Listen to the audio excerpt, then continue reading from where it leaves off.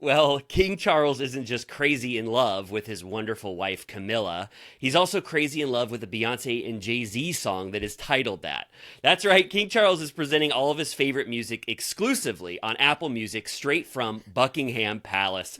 We want to thank King Charles so much for letting Turtle Time be sponsors for this. This is a huge deal, and we are, let's just say this, Amy and I are loving the playlist, King Charles. It blows Obama's out of the water. Now that Harry and Meghan are gone, we are the new ambassadors of Commonwealth culture. Yes, so you can come here first. It's awesome. Your taste in music is as impeccable as your monarchy instincts, I was going to say. It would be so funny. This is a joke now. This is not part of the sponsorship, but it would be so funny for some royal person or anyone politically to just put out their favorite films and their favorite music like Barack Obama does, but it's the worst shit you've ever heard in your life. Yeah. It's like, it's not curated for taste at all. I learned on the Today Show, because, Jenna Bush Hager is on the Today Show. Oh, I didn't know that. Yes, she was, Hoda's gone now, but it used to be her and Hoda. Oh. And she revealed that Laura Bush's favorite movie is Zoolander. Whoa. That's cool though, right? I mean, that's kind of like, it's not tasteful, but everyone who loves Zoolander can get behind that. You know what I mean? It's like a cult favorite. Totally. Just to get, before we get off King Charles, but there's some huge, massive fun hits, and there's some surprises on here. Michael Bublé, Haven't Met You Yet. I haven't heard that song, but it's kind of funny. He goes, I hope that there's some familiar favorites for you all, but I hope that also you might be inspired by some of these picks that you might not know yet. And I'm definitely the latter category, King Charles. I don't know most of this stuff that you're listening to. Wow. So this chick Ray has really broken through. She's on there. She performed at the Oscars and the Grammys. Oh, wow. Yeah, again, thank you because I'm going to be listening to this. But he did this kind of address too from the Buckingham Palace where he said, I don't know, it's just so cool to me to get a little glimpse into his He won you back after his pen outburst. And I have to say, it was strategically good of them to know that I had been kind of a stickler about that one moment I saw where he was really combative and gave a kind of an awful peek into his behavior with that when he wanted that pen off his desk. I won't get into it, but to have us be the sponsors who we now get a window into his taste like this, it is just so fun. So congrats to King Charles and Apple Music for this amazing collaboration. Congrats. Congrats. Well, speaking of news, I guess I have. Speaking of kings and queens. Yeah, let's go into the kings and queens of the Bravo realm, right? Because we have this is like no just random entertainment news or pop culture news. This is Bravo-centric shit that you and I want to cover. You want to start us off with what you want to say? Sure. Yeah, luckily a friend texted me right when I woke up this morning saying that she was listening to Jax and Brittany When Reality Hits. And so I listened to it right before this on 1.25, and then when I was running out of town, 1.5 speed. Whoa! I gave it a 1.3, and I could have probably sped it up a little more. I mean, no shade on them. Yeah, but Brittany's accent on 1.5 is nuts. But so she had Kristen Doty on. She also announced, I don't think you made it to the very, very end, but I don't know if we already knew this. She's officially taking over that podcast. She's doing new key art. It's just going to be her, and then Jax has his what it means to be a man or whatever the hell. Yeah, in the cave of man, I think it's called. It is, yeah, because that makes sense because it is jarring to be like, and then Jax screamed at me while Cruz was in the back seat, and Jax is like, and he comes on in an ad, and he's like, I hate making food for myself. It's like wow, eventually that's not tenable, for them just to talk shit about each other on the same podcast feed.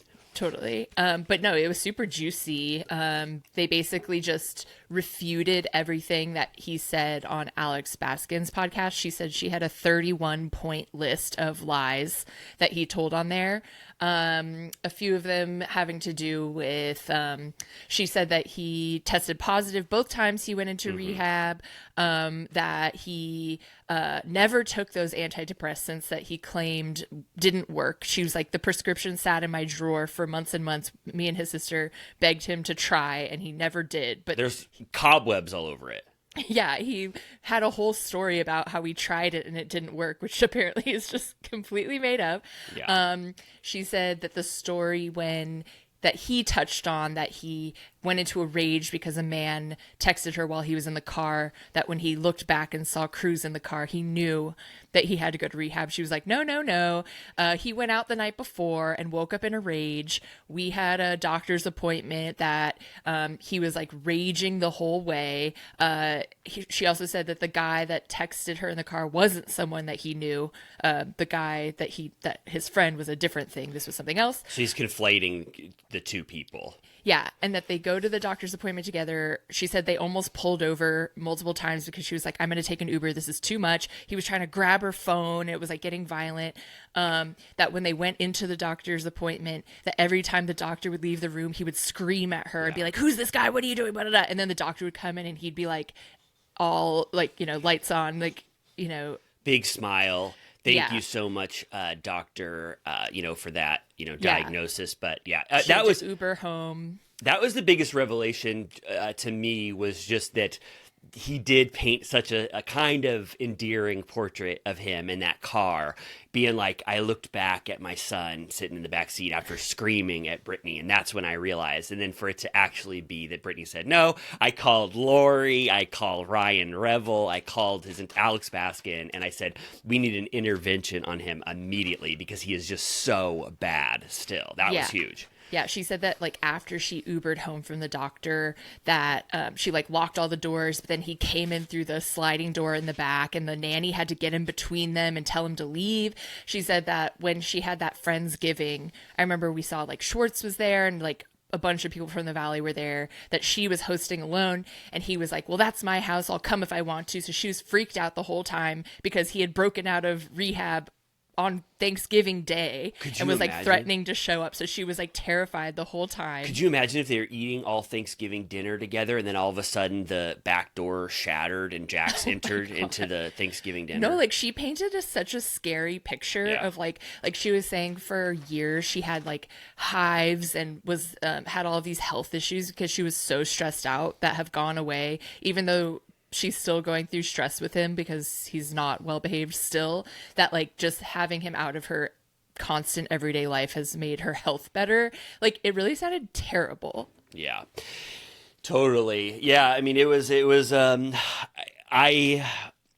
again, I, for some reason, always, sometimes I guess I didn't know how, to the extent of which Jax will continue to lie, or his version of reality is just so far off base. So I was pretty shocked. And having Kristen and Brittany both there to counterbalance what Jax said was pretty amazing because they had all of the facts there. So Brittany also said, that's kind of why I didn't have that sympathetic statement after, because he's done this before after 17 days. And then he did it again. The second stay was for 17 days. And he claimed that he was absolutely cured and that they said he's one of the, best people they've ever worked with the first time. So for him to do the exact same thing after 17 days. And Kristen also pushed back on that too. She's like, usually it's not you who gets to determine that you're like perfectly ready to race out of there. He just said that he kind of got fed up and he thinks that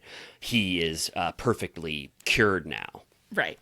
Yeah. There was just like, so she was like, there's so many more things I could go into, but it would never end if I corrected every wrong thing that he said. But it should be interesting. They were saying that like he needs some strong soldiers around him, that if he is going to have to go to events or to the bar or whatever, like not yes people that will support his drinking and stuff. And I'm like, I don't know who those people are. Like, I feel like Turtle Time. Yeah. Do you think like the Toms could fall into that category? Yeah, yes. Sandoval and Schwartz, if they wanted to, there is such some amazing things that they could all do where you could be sober at it and have fun. They just don't even realize. Alamo Drafthouse baby screenings. I feel like Sandoval, I question where he's at on his journey, so I don't know if he's the best one. There's sober people in the in the Bravo space though that he could reach out to for advice. I'm imagining immediately Lala pops up in my mind. Carl Radke, who what a better sober I hope ally. Carl DM'd him. I hope he did too. Yeah. I bet he did. Not James. Yeah, I think that James, immediately that takes me back to when they went to the Wellsbourne, and I would worry that they both are too much on the what's that called, the fringe of possibly like maybe they're both too much. Their sobriety is too gentle for them to be back together and rely on each other. But there are some real allies, and there is a whole world of sober, fun activities. It's just it's unfortunate that Jax's Studio City, that a bar, again, the embodiment of drinking, is what he has to do for his livelihood, to be around that, constantly. Yeah. Brittany was saying that once the bar opened, it was like over, like he was getting fucked up 5 nights a week, and not good. But she also said we talked about this.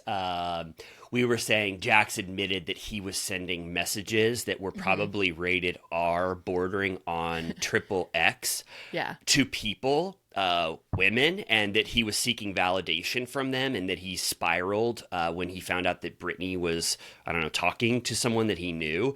And then Brittany said in this interview, she said that the women that are the recipients of these messages will send them to her. And she says the stuff that he is saying is absolutely disgusting. She cannot imagine that anyone in the world would ever want to hear that. And she also said, please don't send me those messages anymore. Yeah, it sounded twofold. Like, it was both nasty sexually, but then like cruel as well, because apparently he would like get what he wanted from these women, like validation or whatever they were doing virtually, and then he would like rage against them to like get out of it.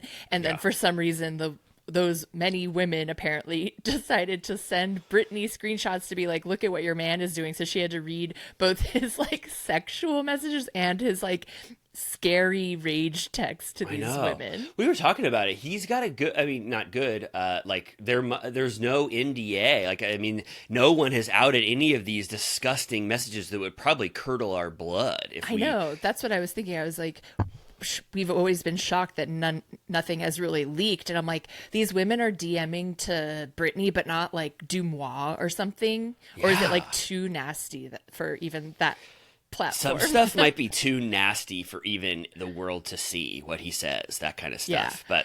But I'll just say quickly while we're on Vanderpump before we move on to less scary shit, but James is like double canceled now across the board. He fucked up this weekend at that I think it was UFC. This is not my area of expertise, this realm. Wasn't it Live nightclub? Live? Or I don't know what that is. There was Live? Well, it probably was the actual thing, but I think the reason that they were in Vegas was for like a fight or something. Okay.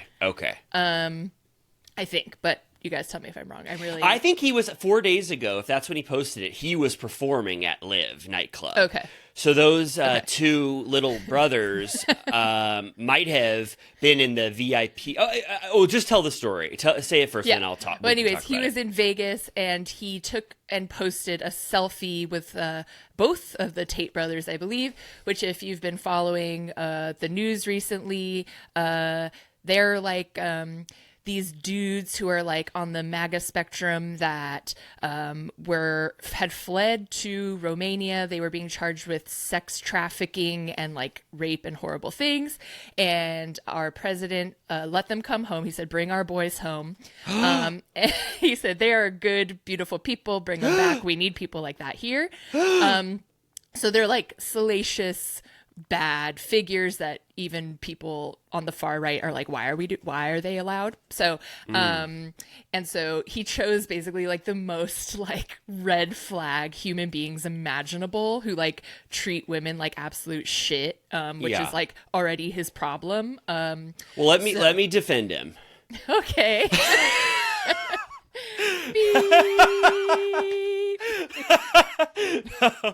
No, not really. Abhorrent. I don't know anything about those Tate brothers. I swear I do not know Those little brothers. Those little two boys. I saw them in the photo.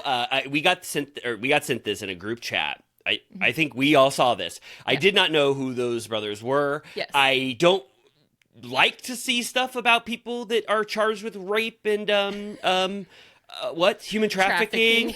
I swear. So I was like, who the hell is this? James wrote, that's a Bitcoin. And then he had these two people who I don't know. But then when we found out it's the Tate boys, and then you say how absolutely despicable and awful they are, the only grace I would allow James Kennedy is that it's quite possible, like me, that he doesn't know who the fuck these two people are, because they have not. That's what I thought. I was like, he's dumb. He doesn't watch the news. He doesn't know anything. But then when he posted his apology, Tristan Tate replied and said he begged and kissed my ass for 30 minutes straight and called me a hero. He knew exactly who I was and what content I made. He's just a pussy. Sorry, who can't handle DMs from woke beep. What? Why would we ever believe a statement from this person? Good question, but I'm also like, there's the whole before Mike, that what I was thinking is that sounds like someone who is just trying to get someone completely in trouble. When has James ever spoken for 30 minutes, especially at a DJ set, to anyone? When has he ever called someone a hero? How could you be so knowledgeable of human trafficking and rape that you would say you're a hero? I love what you're doing. Like podcasters or something. Like they also have like they're in the right entertainment realm. So whatever. I'm just saying I can imagine a world in which he gets canceled into a corner where he joins the bad dark web. I push back strongly and say that I don't believe that James knew who those two brothers were at all. I do doubt that he said you're a hero for what you've done. But why did he know enough to want to get their picture taken? Because he said that, take it with a grain of take it with a grain of salt. He said he only knew them because they posted about Vanderpump Rules. I was like, those Tate brothers were posting about Vanderpump Rules? What the hell? It's one of those things where I don't know enough to just completely condemn James and say that the worst faith interpretation, because he is now culturally, I condemn his actions completely with everything he's done. It still doesn't give me the complete allowance to say now everything that James does is bad. He knows the worst filth of humanity. He loves them. He says, I advocate for, you know what I'm talking about? Like, sure. I'm just saying, like, he's already like in the slop pit of like, we don't know if he's ever going to get out. And this is the first thing back that he does. It's not good. All right. Well, show me. I mean, like when I find out that James was liking those Tate brothers posts and he said I had no clue who they were. I have no clue, really. Like, I don't know any of their charges. I knew that they are potentially bad the minute when I heard that. But the idea that Tristan Tate gets to provide the final nail in the coffin on James, saying that You're he saying said... it's like a TJ situation? Yeah, of course. They're lying. Why would I ever believe this person? Charged of human trafficking and rape. It sounds like he wanted to double down and make James look as despicable as him for a second and blame the woke left or whatever the fuck to get James in as much trouble as possible. I didn't also know what the caption meant. That's a Bitcoin. I was like, if that's some reference to what those Tate boys do, like they're also, in addition to human trafficking, they're crypto bros. I was like, okay, if you know that. But then I found out, I looked up that's a Bitcoin, and I was like, that's a James catchphrase, which I didn't even remember. He said when he got Raquel's ring back, I looked up that's a Bitcoin. If you Google it, it's when Raquel gives her ring back, he goes, that's a Bitcoin. Yeah, at the reunion. At the reunion, I was like, okay, I don't know what the fuck you're referencing, if what you know about them or whatever, but I just have the thing that they referenced on, if they did in fact talk about Vanderpump Rules, where they were like, DJ James Kennedy was like, that's a Bitcoin. Yeah. So just, before the wolves rip me apart, just let me say that I maintain Riley innocence. Hamilton defense. supports Tate brothers. No, stands with the Tate brothers. No, I actively condemn those Tate brothers. I don't like anything they've ever done. I would hate them and abhor them. I hate everything they stand for. They look like absolute pieces of shit, but I'm not ready to just be like, James did one awful, despicable thing that I condemn him the most strongly out of anyone in the Bravo universe. I hate what James did. Until he makes tremendous strides in personal mental health, he is not redeemable in my mind for a long time. But I'm not. No, like I totally hold space for a world where he didn't know, because I believe that he's not very like engaged. Like I don't think he knows what's going on. Period. Ever. I don't believe he goes on the internet. Like I when I first saw it, I was like, I bet he like doesn't know what the fuck is going on. But then that tweet, even though I'm not saying that we should believe that guy immediately, but I'm a little bit like, unless he was also just kissing their ass. You're a hero. You're a hero. I love you. I love both you brothers. Which one's Tristan? Which one's Andrew? What'd you guys do? Human trafficking. Oh my God. Because I'm in the doghouse culturally. I hate the woke mob. It's like, I always thought that was going to happen to Sandoval, frankly. Well, like, he did not. He did not succumb to the culturally, he did not ascribe to the people that wouldn't have canceled him. He maintained, well, I don't know what Sandoval's doing, but and I don't want to add Sandoval defense into this at all. It's just very like Succession. Like it's like very funny to me. Like it's such a like he like fell into a pile of shit. Like it's like it's like you if you were rooting for him at all, which whatever. I'm not saying I want James to fix his problems. He has fucking issues and he like hurts people. Mm-hmm. So I do want him to improve, but it's just like from a PR standpoint, like if you were his PR person and you saw him post this, like it's like Carlos Sofia Gascon. Like you're like, no. Well, I mean, yes, there was definitely maybe the screams of no, but there also might be a who the hell are these people? I don't know how culturally prevalent those two boys are.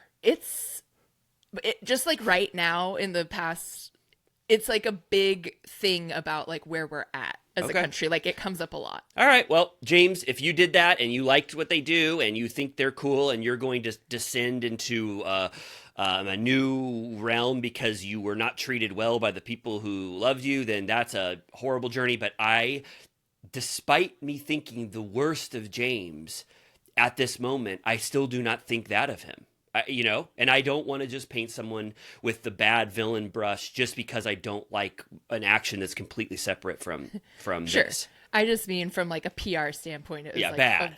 A huge flop. Yeah, and it's a second apology. My one huge criticism of him is that his apology for the Tate brothers photo is much more in his own language and seems more well calculated than the statement he put out after the domestic violence charge that came out. That one was the most ridiculous, ambiguous, shitty statement I've ever seen in my life. He put more energy into the Tate statement than he did for that, and he's yet to I think reckon with what he actually did in the public. But anyway, that was a good topic. I'm sorry. I hope it doesn't sound like we clip this up and it says, I defend, and then cut. Because, sometimes there's that AI. I'm going to frame you. There's TikTok. There is that AI program that Riverside uses where it cuts out filler words. Yeah. So it might just chop it up where it says, I defend James and Tate brothers. But I don't. And I can't abhor what I learned about those two brothers more than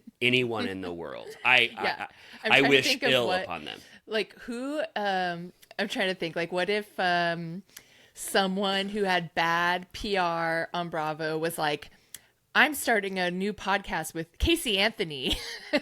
Yeah, I'd be so pissed if Emily Simpson and Shane Simpson said, we have a guest, Casey Anthony, or a co-host. I would think it was despicable. I would think it was, but that's something that we all have our own barometers for how we judge people's character, and that's what we've learned throughout all of these Bravo toxic situations. Everyone has their own things. I find what James Kennedy did to be 1,000 times more abhorrent than what Sandoval did, but that's not the case. A lot of people don't agree with me at all. So we all have our own barometer for morality, and you and I mean, it's just turtle time. We talk about it and we think about chew on it. I was thinking, speaking of Casey Anthony, when I was watching the Traitors finale with my friends, we were trying to dream up who would be great in the Traitors house. And I was like, what if they put in both Casey Anthony and Nancy Grace?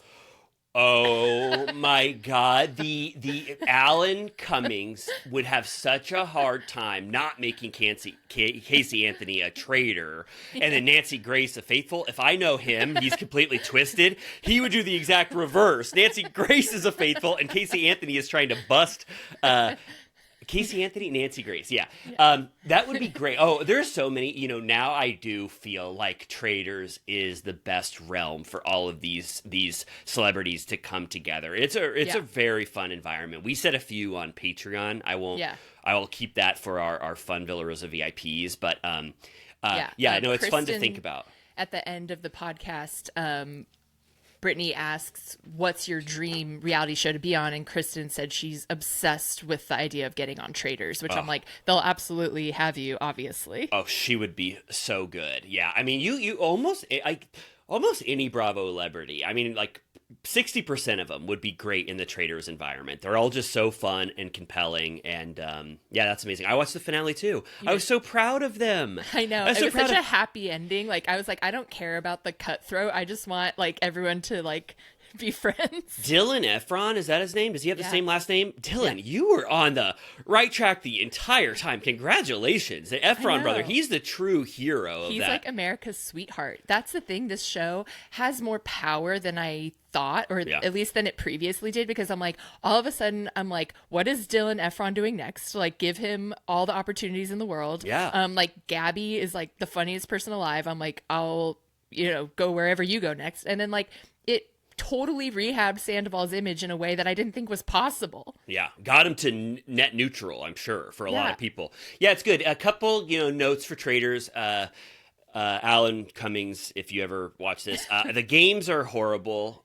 Get somebody from Survivor or somebody who knows competition games to create games for you. No offense, because I know some of those game developers listen to Turtle Time, but let's figure out some scary themed games that also make sense and are, a little better and more entertaining to watch. And then I also think it should be harder to kill someone at night. I don't think Traitors should have carte blanche to just murder whoever they want. I think that they should bring someone up to the turret and they have to do some challenge or something, and then if Tom Sandoval is supposed to die, he has to go up against the person who wanted to kill him, and then maybe Tom Sandoval becomes a traitor or something. There's just a few things that could be worked out, I think, to make Traitors a lot better. Yeah, no, I was very pleased that the group stuck together, because I was like, if Brittany gets to win when she's only been a traitor for like a day, that blows. It's there's some weird loopholes in the Traitors philosophy that need to be worked out, but it was fun as hell, and I was so proud of who are our winners: Dylan,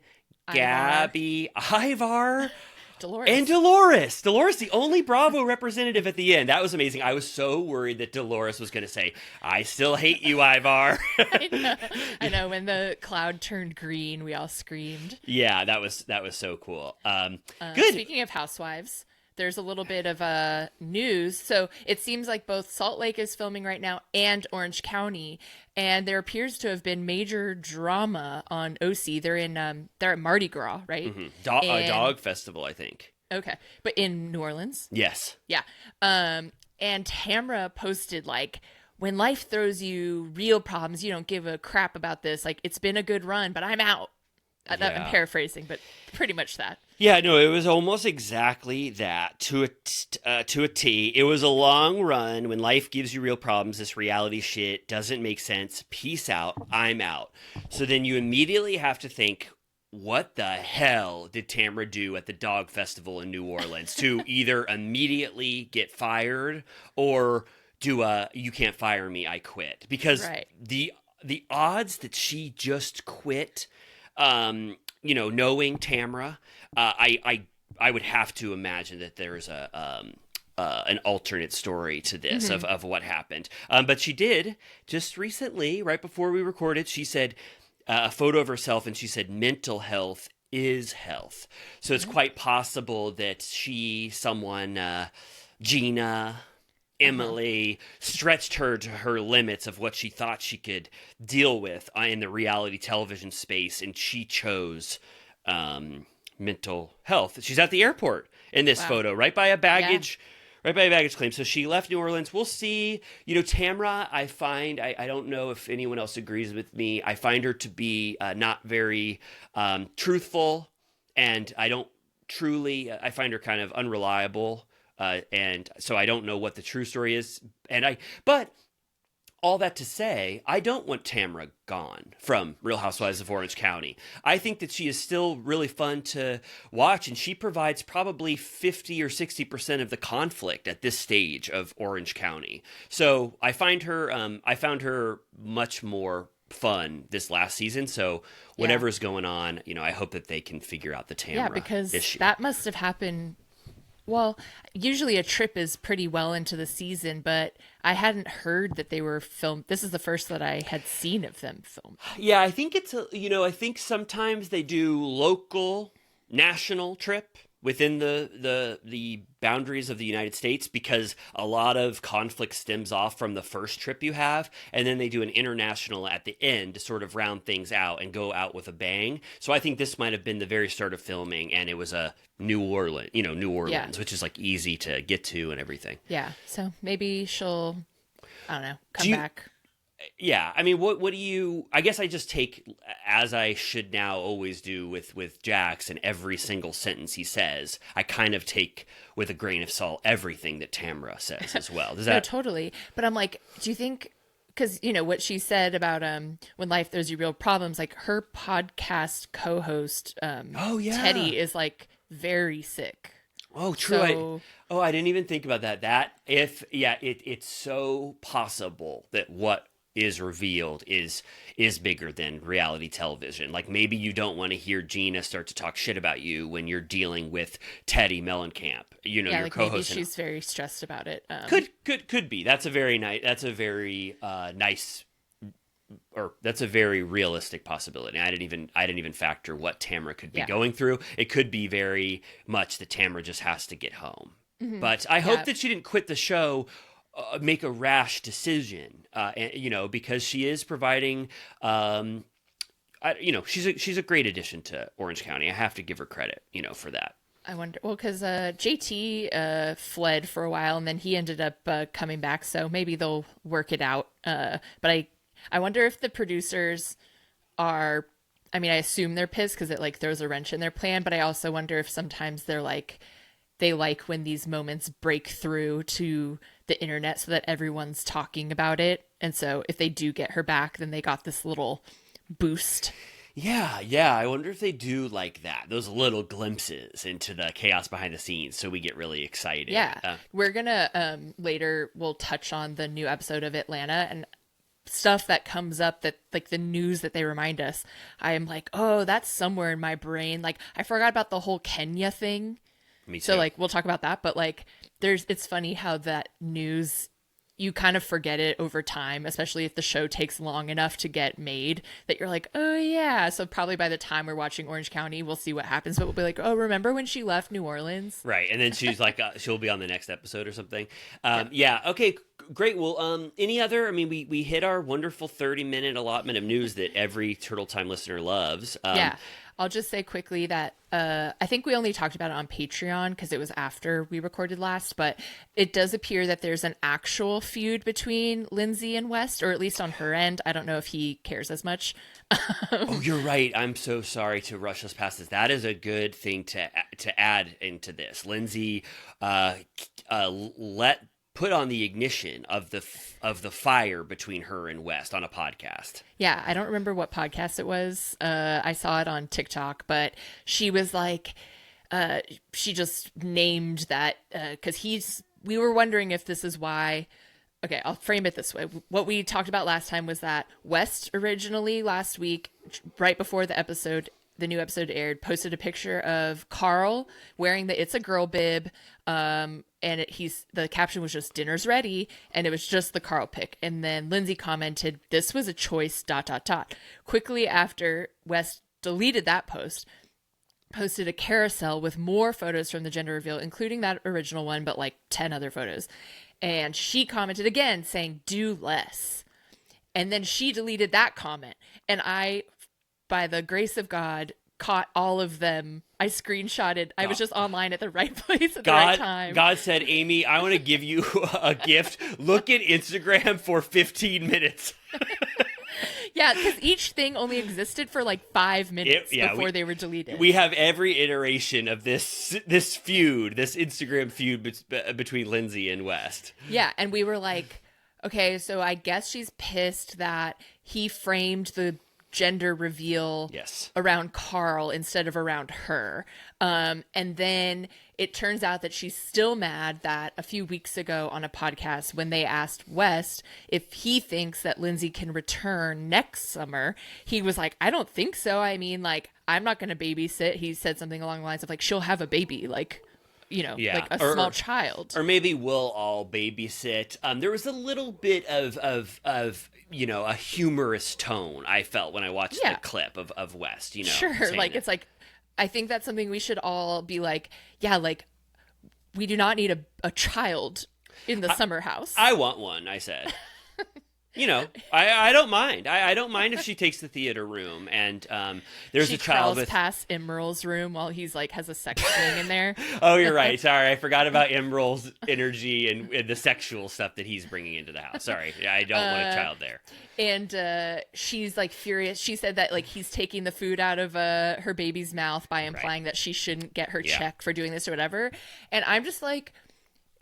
I've seen finally some sentiment on TikTok and places where, I mean, the comments on that video specifically was extremely pro Lindsay to the point that I was like, this is insane. And they were like, he's disgusting. Like, how dare they? She is the show or whatever. And I'm like, then she should have her own show. Like, we cannot like mold the entire format of what the summer house means around people's life changes when they just go too far beyond. Like, yes. Yeah. Used to, I've finally seen some videos where people are saying like, people used to fuck on this show. Like, we used to have like the night cams. That was the whole point, like crazy shit. And now people are like, it's like Paige goes to bed. Carl is sober. He's trying. Lindsay is actively pregnant. Like, but West is this? But West is having sex outside of the house. Well, that's not on the show. Emerald's bringing sex into the house because and they're not showing it. Well, he put a captain's hat over the thing. It fell off. I know, but they didn't.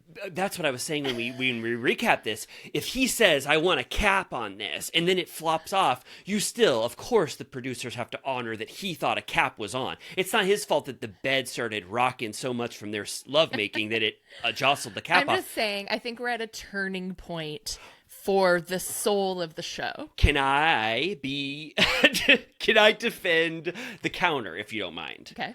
I am rapidly approaching being a 40-year-old man. I have a tiny 6-month-old daughter. If something I did for 8 years with a group of my friends, a group of my actual friends, let's say, I'll say their names. No, I won't. But if I had 6 or 7 friends and I had a Palm Springs house and we did this, you would have to restrain me physically from not still having that type of fun with my friends. If I'm not going to get too personal about all of the details of logistically how I can make this work. But obviously, there are 5 weekends of a summer that I could manage that. I could make that work, and I think people should have that opportunity, more in a way. If it's only about Lindsay being separated from her child, at a certain point, that's not a issue that has to be reckoned with for Lindsay, at least for a couple days. I'm not trying to put you on the full, because I was like defending the Tate brothers earlier. I'm not trying to put you on the full opposite, but I'm just saying I'm really thinking practically of me in this scenario, and you would have to you would have to kill me to get me to stop going to a summer house with all of my friends, even though I'm 40 and have a child. It's that meme. If you want to stop me, you're gonna have to kill me.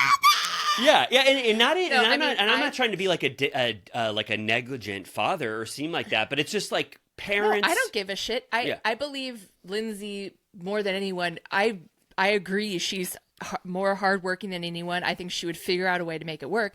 I'm more talking about like, what is this show anymore? Well, they are the show. They are the show. If they do what they did to Vanderpump Rules, it's over. Yeah. Create another show. This Summer House should have New York in it. Well, that's what I mean. Like, I'm like, do we have a version that's like Slutty Youngs fulfilling the original? No. Like, young people aren't. I don't want to say this. Young people aren't sex negative. They're not the generation that you and I were raised. Once were. Southern hospitality is so bad because they are. I mean, no offense to them. They're all very reasonable and normal and nice and thoughtful. They are not like the Vanderpump Rules cast in any way. They're not like the Summer House cast. It would be like Lexi and Bailey in the Summer House with 7 other people. They're not fun. Gen Z, this is not true. I'm sure there's fun people, but I'm telling you, there's a generational difference. And if Summer House reboots it, then it's no longer Summer House. And I'm making this stand now. If you do these to these shows, those under 42 shows are completely wrecked for all time. Vanderpump Rules already is wrecked. Summer House is going to be wrecked. Southern Charm is going to be wrecked. They need to figure out how you evolve, not a format, but the cast members that everyone loves and push forward. Do you think that they could go to a different vacation? Yes, they could do anything they want. The easy solution for them is to film half of the show in New York City and show them going out to McSorley's, to rooftops, like they already do. They do a good job. But I'm telling you, Lindsay's Turner is the worst example because he doesn't want to be on camera. But I would be just as compelled by what Lindsay and her new baby are doing in Manhattan, navigating being a mom. I mean, this is for Lindsay heads. I'm saying this. I'm speaking almost... I don't know. I would be interested in it. But seeing Kyle, DJ, and all that kind of stuff, like adding more to them and then introducing new cast members slowly, like they are doing, is the way forward. Yeah, because I just think the house itself is becoming less fun to watch because it's just gotten sort of mild-mannered. Like, everyone's going to bed early. Like, it's a scavenger hunt. Like, they're basically doing like an Easter egg hunt. I don't think I really don't think, because we've talked about this before, I really don't think like the cheating and sexual stuff is really like how much they have sex and that kind of stuff. Like the early hot sex stuff is really not what draws me to any of these franchises. It's for me, and maybe not for other people, for me is just my viewing relationship with the people that I've really come to know as an audience member and how they are navigating their life once I've seen them and their growth. So that's what's compelling to me, not the overall format of these shows and how they started. You know what I mean? It's just like it has that undercurrent of like they have this obligation to annually participate to get paid, and I feel the strain of the reality of them wanting to spend time together. You can make the argument that like it's like kind of, you know, Paige, this is like the last thing she would want to do for the most part, except she gets to hang out with Amanda and Sierra, but she's talking on this season about like I have to be in a house with Kyle for 7 weeks out of the year or whatever, how many weeks. So I get what you're saying, and there's some balance, and Bravo is working on it, because we'll talk about this later, but they saw what RHONY did and then they almost recalculated and did what they did for Atlanta, which to me makes so much more sense. The Atlanta semi-reboot is a response to how badly RHONY was. So there needs to be somewhere in the middle, but I understand how challenging it is for Bravo. Yeah, but that said, I thought last week's episode was a lot of fun. I do think that this whole, like, Hannah, I wonder if she'll ever be in the mix again, but having that, like, real-world drama happening on the side and the Craig thing is really, like, energizing the show again. I'm curious. I mentioned it before, but Hannah got like soft canceled on TikTok to the point she had to do a Notes app apology. Like I want to hear about like that kind of shit from Paige. Like, did that affect her? Did that stress her out as far as like the brand? Sure. Because she's already dealing with like Craig's brand. So I'm like, there is stuff that there's still juice there. I'm not saying there's not. I'm just like, I'm aware of its evolution. I'm a little concerned. Like, I just need them to handle it correctly. I agree with you completely. And a lot of these challenges would be remedied by casting, because you can just point to Jesse and Wes just being like huge life given to Summer House at a time when you could argue that it really needed it. And now they are almost the main focus, or 30% of the... I know. Well, that's the odd thing. This is the last thing I'll say, but they last season widely and largely were accepted with, you know, absolute adoration. Everyone was like, what a fucking slam dunk. Yeah. So fun. Just what we needed, like perfection. Something happened. I mean, West, we know what happened because of the Sierra stuff. People got so mad. People are now starting to decide that like Jesse's giving them the ick because of the Lexi stuff.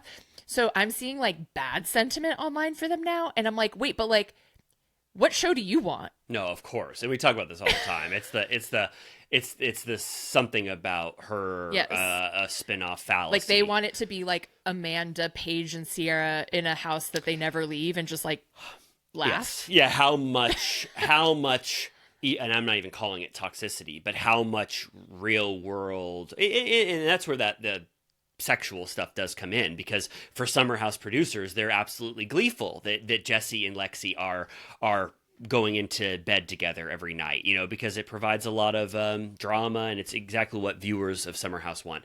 I've seen, I'm kind of astounded. I'll just say it because this news segment is going so badly for me.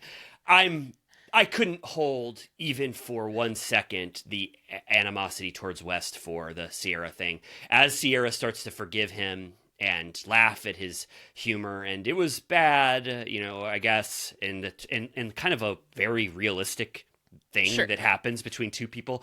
I don't hold at all that any. I don't even know, how could you even say that there's still hatred, you know, for him. I mean, I know that people will, but kind of shocking to even go back in the mindset where we were like, is he canceled? Will he get fired? Will he get fired? I literally see comments all the time like, I can't believe they brought him back. And like, you know, what? And we are obviously the most biased podcast in the world. We love Wes so much, and we love you know, he's been very kind to us. We love Carl. We love Jesse. He's kind to us, but you know. And guess what? I fucking really like Sierra too. So of course. I hate that happened. I was hurt. I was rooting for them so much. I was so hurt for Sierra too, because she is in my top 4 favorite people in Summer House as well. So it felt very much of like on the scale of like just things that unfortunately happen in a relationship, and not, we've dealt with some horrible shit in the Bravo universe, and that unfortunately doesn't even make it into the top 100, or hell no. Or should it be? It should not be in the top 100. But no.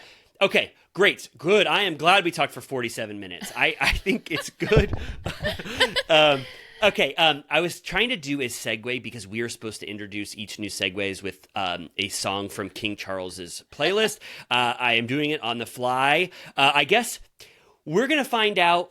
Shep, could you be loved by Sienna? We kind of find out the answer, and that's a Bob Marley song, the #1 song on King Charles's playlist. Sorry about that horrible segue, Apple Music, but I had about 2 seconds to do it. But could Shep...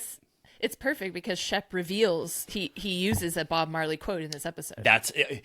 That's even better. Speaking of Bob, can I do it again? Speaking of Bob Marley, because Shep likes to quote him, well, you know who else likes Bob Marley? King Charles. That's his #1 favorite song on his Apple Music playlist, and so that's great. And Sienna's ancestor was loyal to the crown.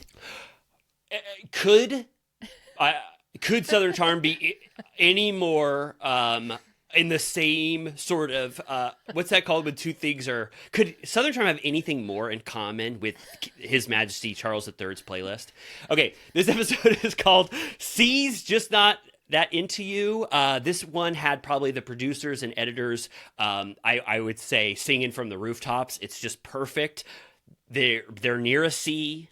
They were on the C, and then you got she's just not that into you. You replace C because it means Sienna is just not that into Shep. That's a no-brainer. Perfect. Perfection. And so it picks up where we left off. Shep is like still, this is like fresh off of the boat, and everyone is just, I'll say it, so sunburnt. I can't believe. Yes. And still drunk. Yes, and let's keep that in mind the entire time we talk about this episode. I think it's kind of lost how drunk and tired and sunburnt everyone is this entire episode. This is all the aftermath of that boat trip, which I thought was really interesting. So like Shep is drunk, Craig is drunk, like it's just good to keep in mind. That was like the longest day in history. Like I was away this weekend and went in a pool that I also got sunburnt and drunk at, and then at the end of the day, I was like, it's like hard to come back from being sunburned and day drunk. Oh yeah, what'd you drink if you don't mind me asking? By the pool, I was drinking wine, but then at night to get a second wind, I did espresso martini, and then martinis after that. Holy shit! Okay, so wine by the pool, espresso martini for a kick, and then I don't need espresso anymore. Yeah, just get me martinis. That's awesome. I just to say, drinking that I got to go out on the town with Megan, and I got a spicy margarita, nice. And it was obviously one of the best things I've ever had in my life. We got a full night out. Okay. I wanted to say up front, before we dive into Southern Charm, I thought this episode was a masterpiece for this season. I really enjoyed the two huge things that happened in this episode. I love the feel of it being the aftermath of the boat trip with all of them tired and drunk and sunburnt, and the dinner with Sienna, plus the conversation with Austin and Craig. Two amazing kind of wrap-ups for storylines that you could say took way too long to get to, but we finally get the end of them. And it had everything that I love about Southern Charm. So this was a great episode. After, a few that we didn't love at all. I felt like this was kind of a fun one. Like everything that's been taking a long time came to a head here. Yes, for sure. So starting out, they go back to the hotel, speaking of being over that boat trip, and Shep talks about how he, even though he might look like a little bit of a fool, he wants to give Sienna this gigantic megalodon shark tooth to her as a gift, which he's been talking about for a few episodes. Yes. Craig is holding firm that he's outraged about this whole situation. He's like, why is she even coming to dinner? You guys are basically broken up. He's like, if I have to look for you again at 4 a.m., you can never speak to her again. He's mad at Austin for not being more firm about it. And Austin's like, he doesn't listen to me. Like, why would I bother? But Craig is like he's like indignant about that he's allowing this to occur. Yeah. And he's being forceful. He's doing that black and white mentality that Shep is trying to push back on. Austin, again, has not offered any words of advice to Shep. He keeps them all for his confessionals. And he's more pissed at Craig for just having this asshole behavior, being like, you're not sympathetic at all. And also, you think you're holier than thou. You're just giving us all these moral lessons because you're dating Paige now and you're the king of a pillow empire. So it's all the same dynamics, leading into this completely in this room. Yes. Literally, Whitney is fucked up in this episode too, and I'm like, I think he's been drunk like every time we've seen him this whole season.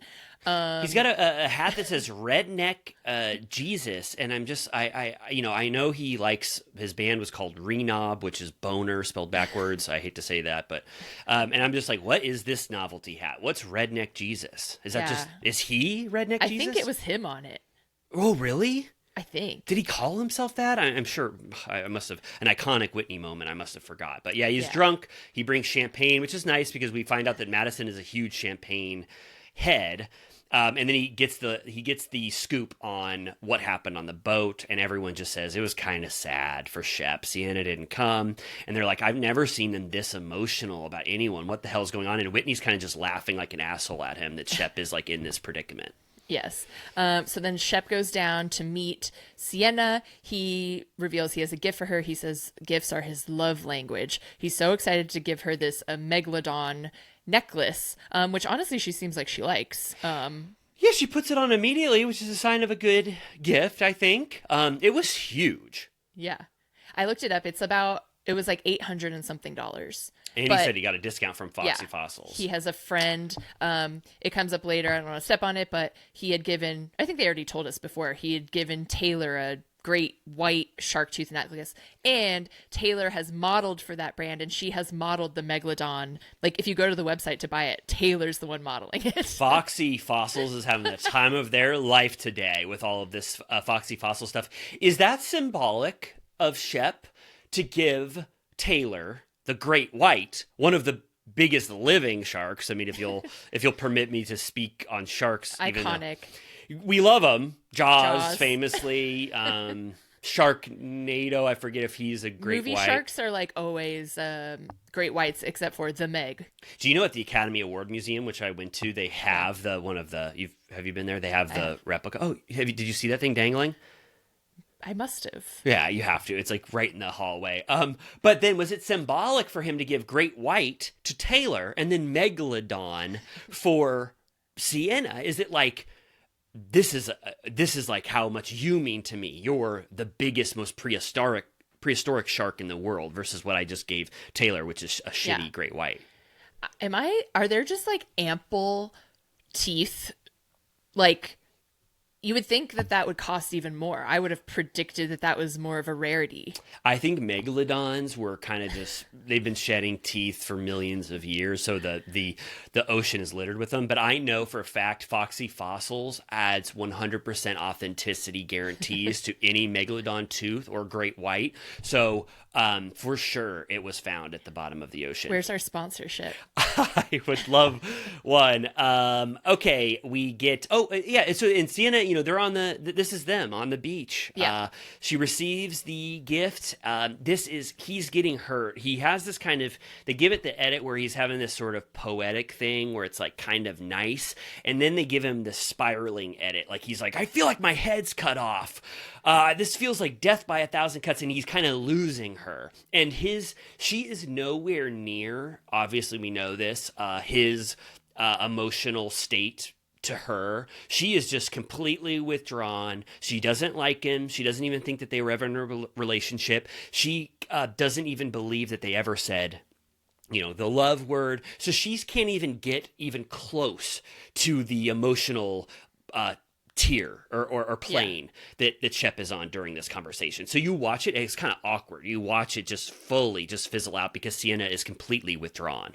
Right. Yeah. She's like, we weren't in a relationship, but we had a lot of fun.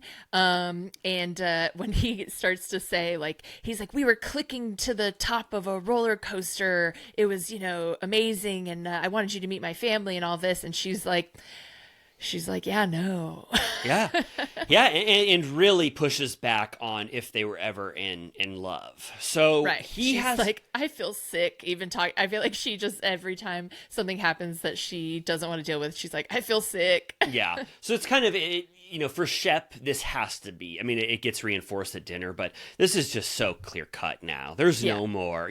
Shep, you can't linger on this. She pushed back on everything you said about all the feelings you had. She was not feeling them at all. She is even getting sick at the thought of it. Meanwhile, Taylor and who's she with? Vanita, maybe? They FaceTime Leva, and Leva's like, Sienna told me that she was here for a good time, not for a long time. And then on the after show, they were saying that at the doggy party, Sienna was like, what if you guys come visit, it's just all girls? Yeah, and also someone, I don't know if someone said that she might have been dating someone else at the same time as this entire era of Shep, and so maybe she didn't want to appear because she knew that the timelines wouldn't be good for her, so she wanted to give absolutely nothing to Shep if she was in a relationship with someone else at the same time. Someone from the NFL, apparently. Yeah. And I think Craig said that he, to this day, like recently, has heard that Shep is going around, and when a football game is on, he's like, can you believe she left me for him? Yeah. He thinks in the after show, it was kind of, I don't know, a peek into his mindset about this whole thing. He's like almost firmly believes that he didn't have enough money for her, and that's really what was the problem and why Sienna didn't love him or whatever. So that's what he thinks. He references he goes, I've only had my heart broken 3 or 4 times, and he goes, you know who I feel like in world literature? I feel like Ophelia in Hamlet. And then he has to, unfortunately, like we all do, Shakespeare heads. He goes, or was that Macbeth? And I have to say, Shep, you were right the first time. Ophelia is in Hamlet, not Macbeth. I looked it up. Don't doubt yourself. I know. That was great of him. He is the only Bravo celebrity. I'm going to say this definitively. Correct me if I'm wrong. He's the only Bravo celebrity that regularly references Shakespeare. And he's done it, I think, 2, possibly 3 times this season already. Yep. Yeah, when we were with him at BravoCon, he referenced Shakespeare, but we have to watch our special video for that. Oh, yeah. I have to say Shakespeare is at top of mind for Shep. It's in one of the quadrants of his brain, he is thinking about Shakespeare. The Bard is always on his mind. Yes, the Bard. Don't get me started. A Midsummer's Night's Dream. I'm just gonna list them all. Then the group comes down. They go look at Shep and Sienna talking over there. Does it look good? Does it look bad? It probably looks bad because Shep looks like his heart, is completely broken. And they're at a big table, kind of a limited menu, eat food on the beach. Kind of thing. Nice. It looked amazing. Oh yeah. And they're all kind of reveling in this fun dinner for a second. It's kind of like they want to have a nice moment together because, it's been so chaotic. So they're kind of like, oh, this is really beautiful. How nice. They say that Sienna and Shep should sit across from each other, that's so much better. And I was kind of like, why is that the best seating arrangement? Like, even for camera blocking, it's not the best because they kept having to show the best. Like, wouldn't it have been better for everyone, for them, for conflict, and for the camera, for them to just be in the same frame the entire time? Side, right? Yeah. Yeah. Also, Austin, despite it being a lovely night, he goes, it's so nice here without that little bitch ass JT. He's still so mad. He's spinning his wheels on JT. I was bummed out that Austin did that. It was like he had to bring up what his conflict is and keep shit talking JT. It's like, no one is talking about JT, only you now, and you're still calling him a bitch ass, which I didn't like. Yeah. So then we get the part of the shark necklace conversation because Shep's like, look at this gift, this wonderful necklace I got. And Madison is like, Taylor, don't you have that? And she's like, it's the same one you got me. And he's like, nope, this one's great white. And then they start to sort of interrogate Sienna about the relationship.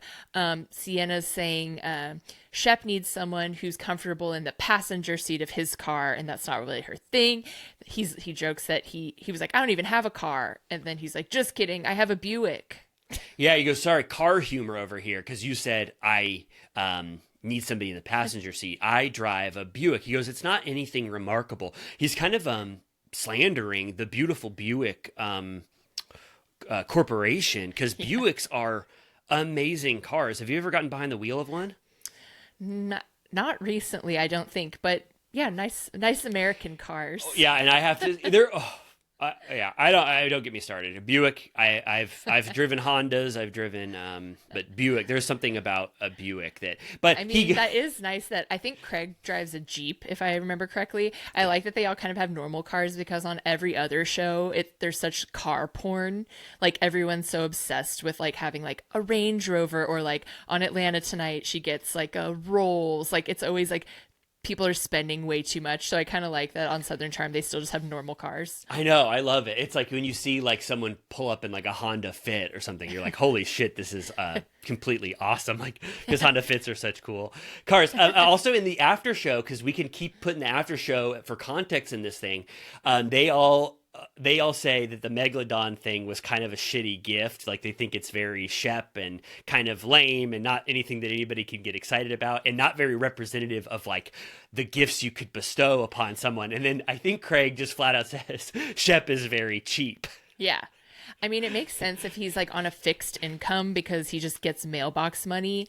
That I feel like those people are always cheap because they just have to depend on their family cash for as long as they possibly can. They said Craig says railroad conglomerate money, and then Madison says dog money, and I was like, "What's the dog money? What's the Boykin?" They roll the clip. Yeah, I'm like, is it like licensed? Like every time someone breeds a Boykin Spaniel, he gets $100. He said they're absolutely shitty dogs, so he didn't do the Boykin dogs any favors in that sad clip. Yeah, that is sad. But how much money do you think? Just because I love to speculate, do you think Shep with his family fortune, he's in the like $20 million range? Because he said it was below NFL player. He goes, I'm a few shy of some millions, but he wasn't like, I'm completely out of the realm. And we know he's on a successful show for 10 seasons. That's already a lot of money. Plus the family fortune. I wonder where he's, what he's. Yeah, I don't know what a portion he got. His house is pretty modest. Like,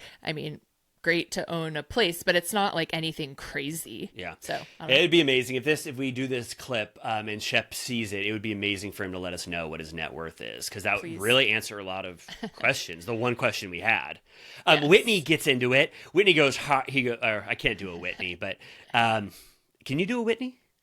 No, but he was like drunk as hell. Yeah, he's drunk as hell, and he got a producer hat, and I'll give him credit for this one. He kind of did start the conversation of talking. He was like drunk, and he's like, Sienna, how would you define your relationship? He didn't sound like that. And she goes, we are not in a relationship. And he was like, could you see yourself, going back and forth between Nassau and Charleston? And she's like, no, we are not in a relationship. And then that's when everybody goes, oh, it's question time. Whitney just opened the floor, and that's when Venita has a question, Austin has a question, everybody starts asking like, what the hell is going on here? Yeah. And then Craig starts to blame her for Shep's like blackout. He's like, you have him so stressed that he woke up on a lawn chair. I'm like, that's not her fucking problem.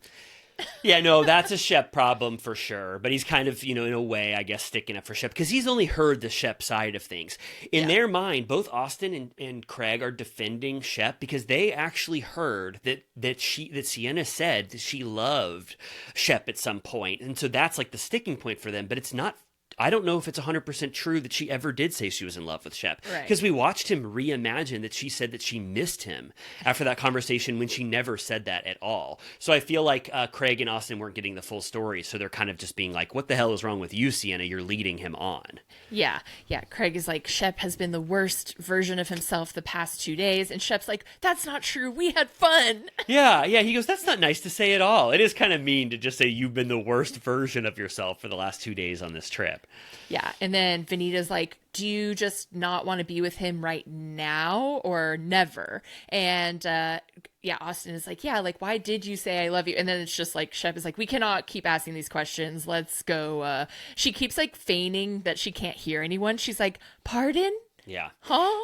Yeah, and a huge part of this, Sienna being sort of not actively participating is just like you can tell she does not want to be on camera or a part of this show. So she's not even getting, like, if it was, like I've said, if it was Sally and this was a Shep and Sally story, Sally, who wants to be on this show so bad, would be absolutely going insane at this dinner for conflict and trying to be as fun as possible and tell her side of the story. But this is just not something that Sienna is interested in at all. She wants to leave. Like, she's so out of it. I haven't quite gotten satiated on how this quite occurred. Like, did Shep just like bulldoze forward on like this planning of this trip? Like, I just don't really understand how, if she actually didn't want to do this, how it happened anyway. So you'd have to think, we mentioned Jebediah's fingerprints all over this. Yeah. If you find out that you need to do an international cast trip and you find out that this Shep and Sienna thing is kind of on the rocks / you're hearing in the confessionals, it makes so much sense that even without prompting from Sienna, that they would be like, well, that sounds like a great place for us all to go on a cast trip, So it might not have been motivated completely by Sienna. It might have been to have the exact effect that it has had right now by them just going to confront her about this. Sure. And Shep had foolish hope that he could win her over once he was in her area. One thing I do want to say we're not at the end of it yet, but I do think there was some there was some aspect of this that I hadn't heard before, which is that Shep failed to define the relationship at some point,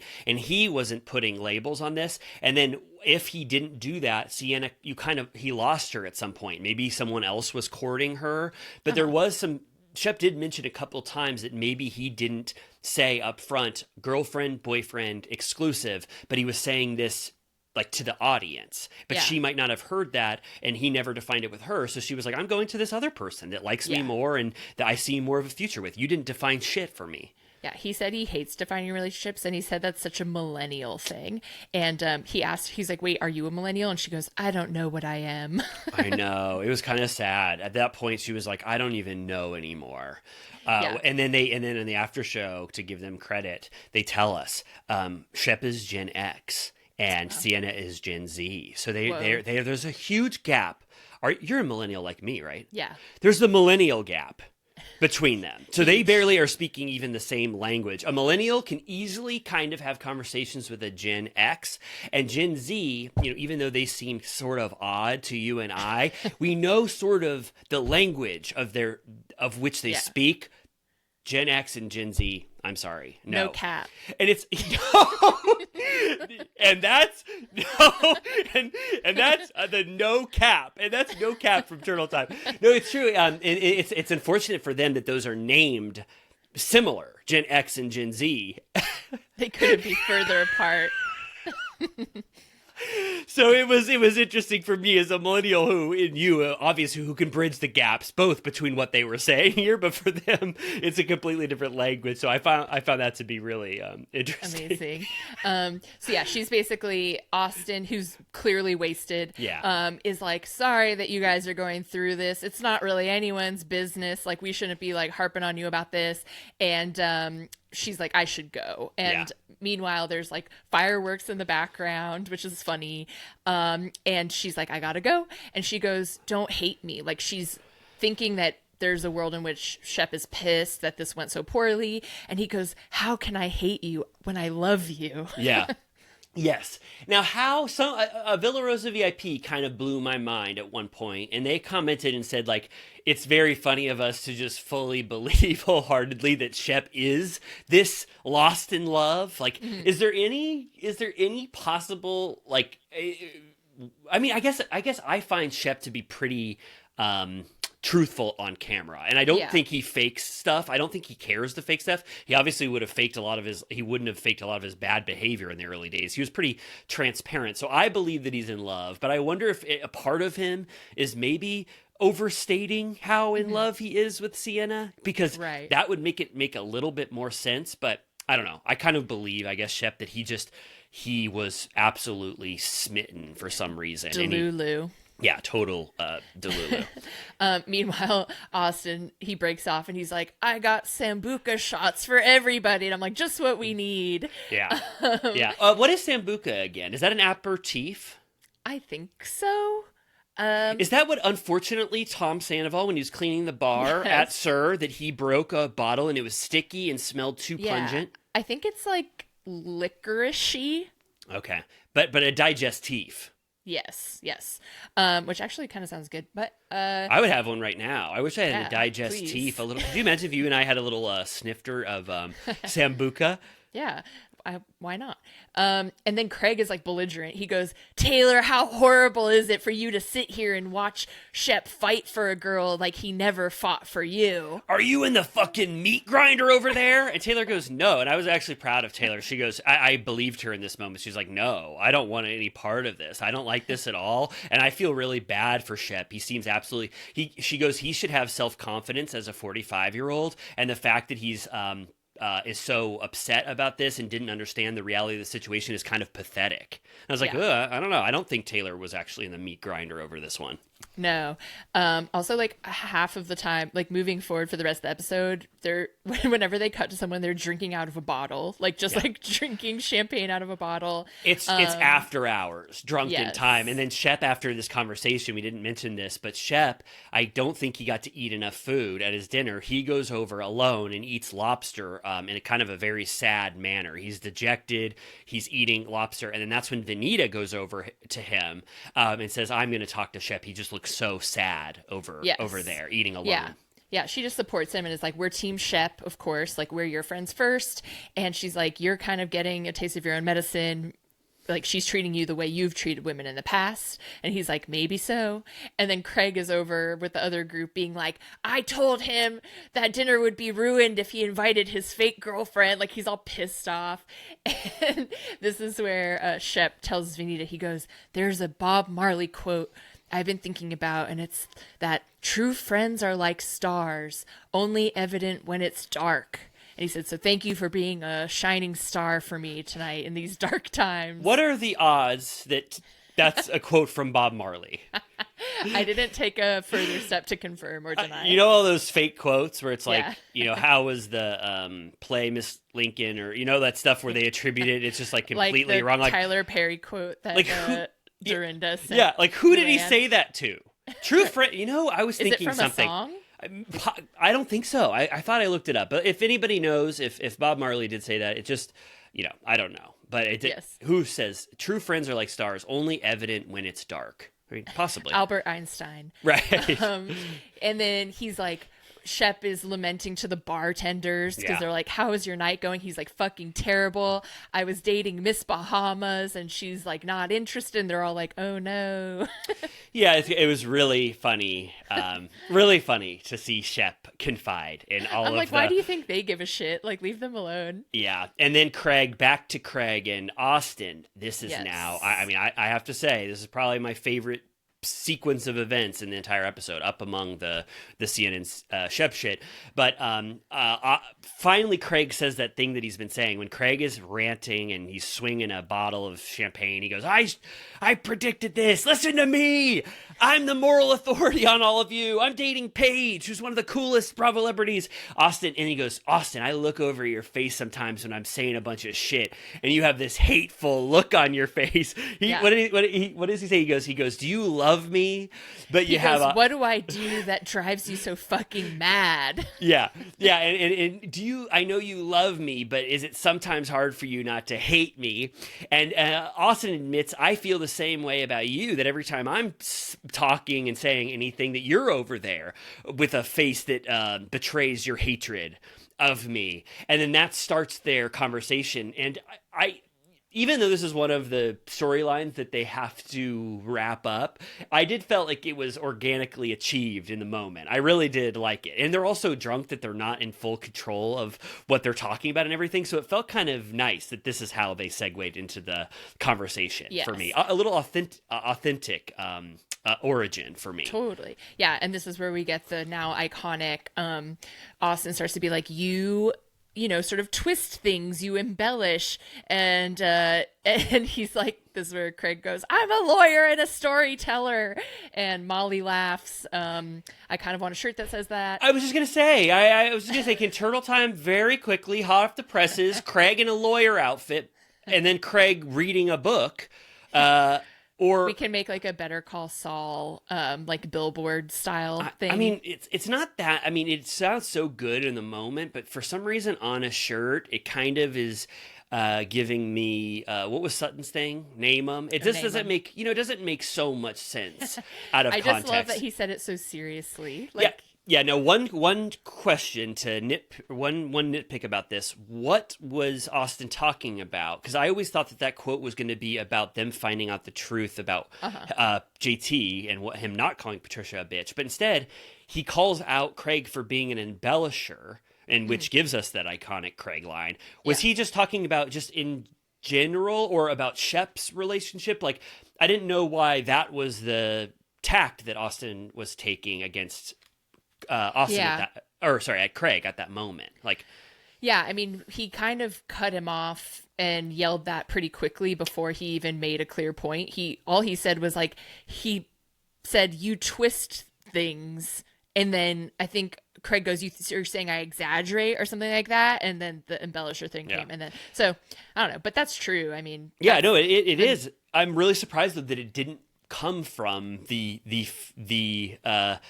realization that Craig lied about everything in that conversation about what JT said. It just happened naturally because everyone thinks that he's an embellisher.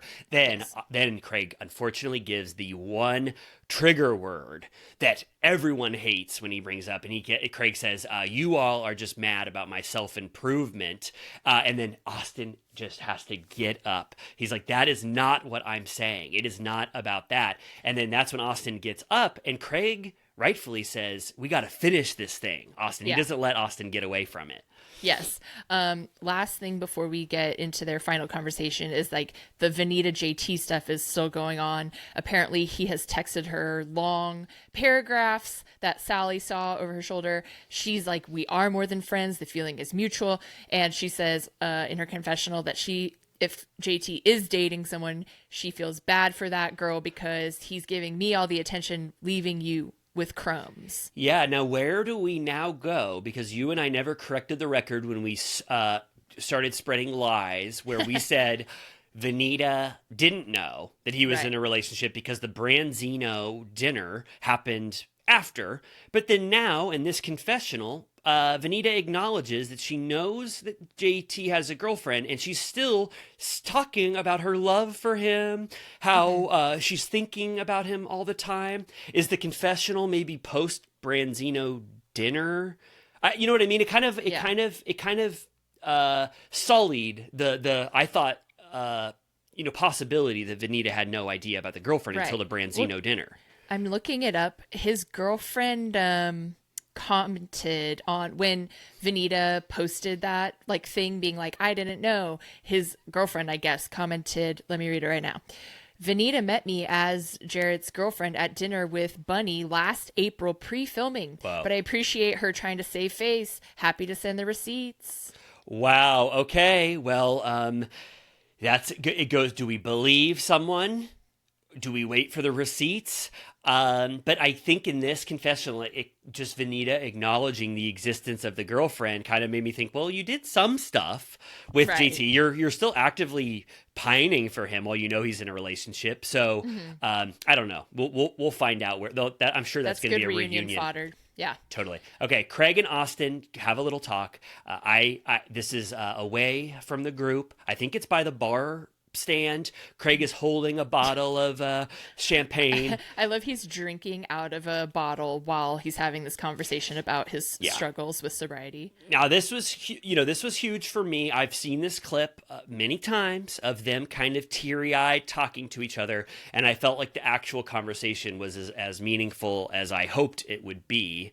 He goes, I think it starts out with Craig saying, "I want to get back to a place of love with you," and then Austin kind of clarifies about this image that Craig has, that I'm worried that you are stifling your true Craig nature for the image of you as this perfect, Martha Stewart that loves bedding and pillows, and that you can't even have a beer out at their restaurant or go to what are these Charleston establishments that he could be going to. And so I think that you're stifling yourself to protect a brand image. And then Craig kind of gives a new way to look at everything, which I appreciated. He said, "The image I'm portraying is what I'm actively aspiring to because I have a problem with alcohol as an addict. I am trying to stay at home and remove myself from situations where I would have really bad behavior and do awful things because of my relationship with alcohol. So the image is more in line of the person that I want to be." And when he says addict, Austin is kind of like, it's like he has a revelation in real time because he didn't understand that Craig ever had gotten to the place where he saw himself as an addict. And he mentions the Adderall shit too, which that montage then comes in, and Craig absolutely had a problem with Adderall. The amount of times they mentioned it, when he talked about how I haven't slept for days and then I'll sleep for 20 hours like Rip Van Winkle on Adderall, and then it coming up at the reunion. And then I have to say, Craig also talks about his relationship with alcohol, that he was bordering on how, really bad behavior when he would drink a bottle of Jaeger.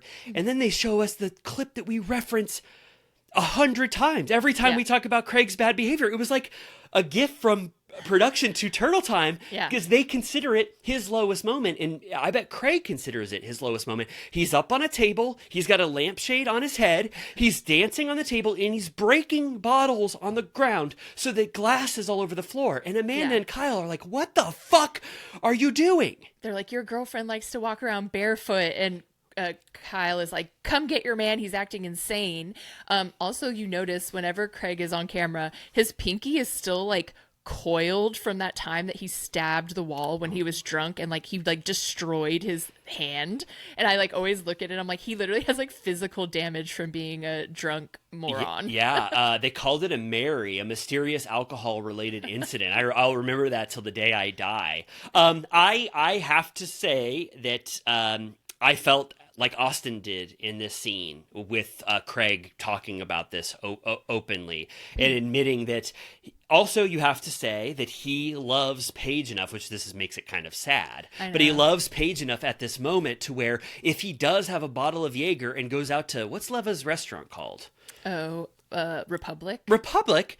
And he has a drunken night, you don't know the kind of shit that he could do when he's blackout drunk. And he's looking at Shep as kind of a warning sign, being like, I'm capable of doing that kind of stuff. I don't think Austin is the same way with his relationship with alcohol is not the same as Shep and Craig's. I think Craig and Shep can both black out and have misadventures while drunk. I don't think Austin is the same way. I think that, I don't know that to be true, but I feel like he had to finally understand that that's Craig's relationship with alcohol, and for the sake of Paige and for the sake of his business, he can't have a drunken Jaeger-fueled night out on the streets of Charleston. Which, does that make sense to you? Yeah, I mean, it sounded like he really was taking his relationship with Paige seriously, and maybe there was an ultimatum, or he just knew that if he continued down that path, it would be bad. He gets super emotional. He's like, she's like been so good for me. She's been along for that ride. And the Winter House clip, she's putting her hand over his mouth, like, stop, like, don't do this. And he's like, she sees like what I'm capable of being, like, she inspires me to be better. And I was like, that's so sad. But he also, like, he gave her credit even after they broke up, like, even though they were sort of feuding, he was like, no regrets, like, she was really good for me, like, I'm so much better off now than I was before. So, but it was a little heartbreaking to know that was gonna crumble. But that's something, Craig, that he can take from this no matter what. It'll never be a bad thing that you wasted time with someone who was actively trying to make you a better person and get you out of sort of that dark place that led you to drink alcohol all the time. So even if you did it for Paige, it doesn't matter, because the end result is so much healthier for his life. Right. Like, imagine he would have been like Shep on the lawn chair if when they broke up, if he wasn't in a better place. And you can totally imagine it. Looking at those clips, you can totally imagine an alternate reality for Craig that didn't have Paige in his life. But it felt like finally, like, I think Austin would have accepted this message all along, but Craig was being so defensive about it, and he never fully revealed, like, he never like unlocked what was really going on. So once he was sunburned enough and drunk enough to like actually get emotional and have no defenses up and just say, like, I was in a really bad place, frankly. He said he had only ever talked about it on that level with his parents and Paige. But I thought it was very nice. I did too. I thought it was a beautiful scene. I thought we didn't really mention, but they are both just actively tearing up on the border of crying. I mean, they're both crying, talking to each other. They hug. Austin says in his confessional, I'm going to give Craig more grace. I never thought about it this way. And Craig also says, like, let's find a new way to be friends given this reality, and make more special time for us that doesn't involve me possibly having to like go out and do drinking. And it's like they're finally hearing each other. It was sweet. It was like the exact beautiful resolution that you want, on any show. Like, it really was just, I thought it was very beautiful. That reconciliation. Interesting. Craig was saying on the after show, he used the word alcoholic. But obviously he was still drinking throughout this trip.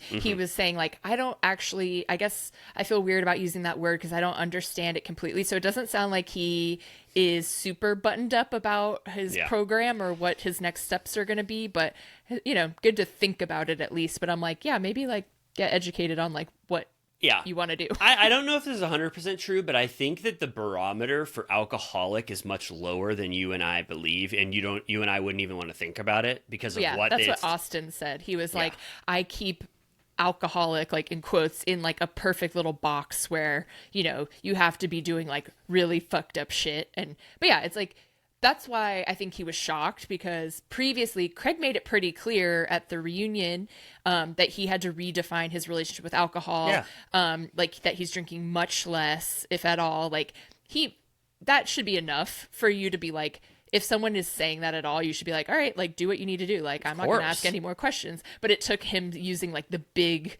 guns of totally.